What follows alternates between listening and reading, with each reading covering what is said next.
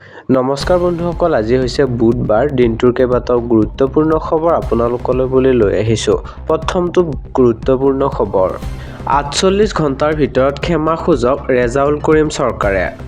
শিৱসাগৰত গৈ ৰেজাউল কৰিমে ক্ষমা নুখুজিলে স্তব্ধ হ'ব উজনি অসম আৰু শীঘ্ৰেই দলৰ পৰা বহিষ্কাৰ কৰক ৰেজাউল কৰিম চৰকাৰক। জাতীয় সত্তাৰ প্ৰতি ভাবুকি আনিছে ৰেজাউল কৰিম চৰকাৰে। আমাৰ কাৰণে ডাঙৰ চিন্তা হৈছে জাতি বাচি থাকিব নে নাই, এই মন্তব্য বীৰ লাচিত সেনাৰ নেতা শৃংখল চলিহাৰ। আৰু আন এক গুৰুত্বপূৰ্ণ খবৰলৈ আগবাঢ়িছোঁ। নৱবৰ্ষৰ আৰম্ভণিতে কোটি কোটি কৃষকৰ বাবে আহিল ভাল খবৰ। শীঘ্ৰেই প্ৰতিগৰাকী কৃষকৰ একাউণ্টত সোমাব PM কিষাণৰ ২২ নম্বৰ কিস্তিৰ ধন। প্ৰতিগৰাকী কৃষকৰ একাউণ্টত সোমাব ২,০০০কৈ টকা। আপুনিও সাজু কৰক PM কিষাণৰ ২২ নং কিস্তিৰ ধন ল'বলৈ। নতুন নিয়মেৰে এইবাৰ দেশৰ কৃষকৰ একাউণ্টত জমা হ'ব ধন। আজিয়েই কৰি লওক KYC আপডেট।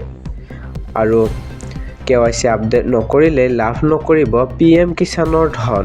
জালিয়াতিৰে নাম সন্নিৱিষ্ট কৰা হাজাৰ হাজাৰ ভুৱা কৃষকৰ নাম কটা গৈছে। PM কিষাণৰ ২২ নং কিস্তিৰ ধন পাবলৈ সাজু হওক প্ৰকৃত কৃষক। আৰু মুকলি হৈছে হেল্পলাইন নম্বৰ 155261। আৰু বন্ধুসকল, এনেধৰণৰ খবৰসমূহ পাই থাকিবৰ বাবে প্লিজ চেনেলটো ছাবস্ক্ৰাইব কৰি দিব। পৰৱৰ্তী খবৰলৈ আগবাঢ়িছোঁ।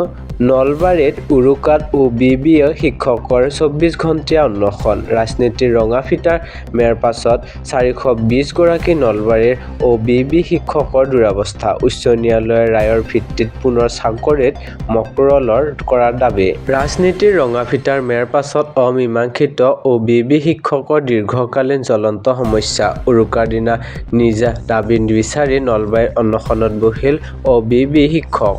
সদৌ নলবাৰী জিলা ছাত্ৰ সন্থাৰ কাৰ্যালয়ৰ সন্মুখত এই অনশন শিক্ষকসকলৰ। আন এক গুৰুত্বপূৰ্ণ খবৰলৈ আগবাঢ়িছোঁ। এফালে ৰাজ্যত ভোগালীৰ আনন্দ, আনফালে নিশাৰ আন্ধাৰত অসমত প্ৰৱেশৰ চেষ্টা বাংলাদেশীৰ। অবৈধভাৱে অসমত প্ৰৱেশ কৰা বাংলাদেশীক আটক। সীমান্তৰ পৰাই ৪ বাংলাদেশীক পুছবেক।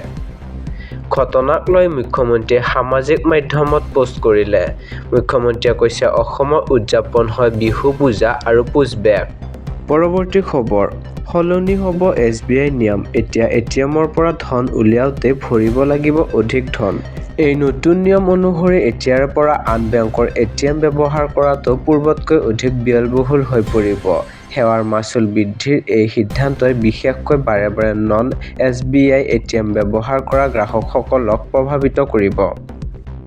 আন এক গুৰুত্বপূৰ্ণ খবৰলৈ আগবাঢ়িছোঁ। গুৱাহাটীত উপস্থিত FIFA ৱৰ্ল্ড কাপৰ ট্ৰফী। বৰ্ষাপাৰাত মুখ্যমন্ত্ৰীয়ে কৰিব উন্মোচন।